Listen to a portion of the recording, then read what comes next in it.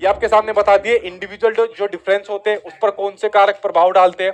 भाई बायोलॉजिकल होते हैं, मान लीजिए कोई बच्चा जन्म से ही बहुत तेज है तो भाई क्या कर सकते हैं, कोई जन्म से मान लीजिए किसी डिसेबिलिटी के साथ है तो भाई उसका नेगेटिव प्रभाव यहाँ पर पड़ जाएगा।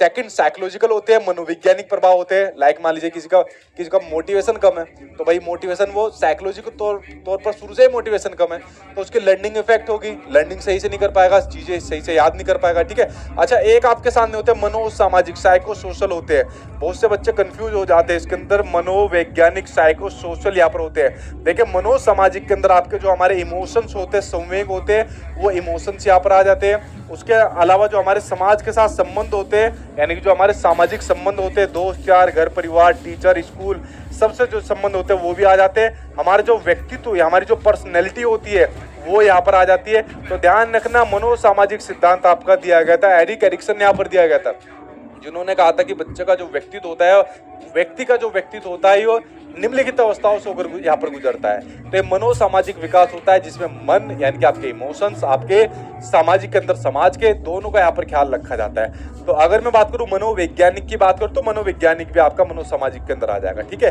तो मनोवैज्ञानिक तौर पर होता है लाइक आपके अप्रोच की बात हो रही है, दृष्टिकोण की बात हो रही है, लाइक आपका जैसे मैंने कहा एटीट्यूड की बात हो रही है। तो कैसा एटीट्यूड आपका होना चाहिए भाई, एटीट्यूड आपका होना चाहिए पॉजिटिव। यस सर, कितना भी मुश्किल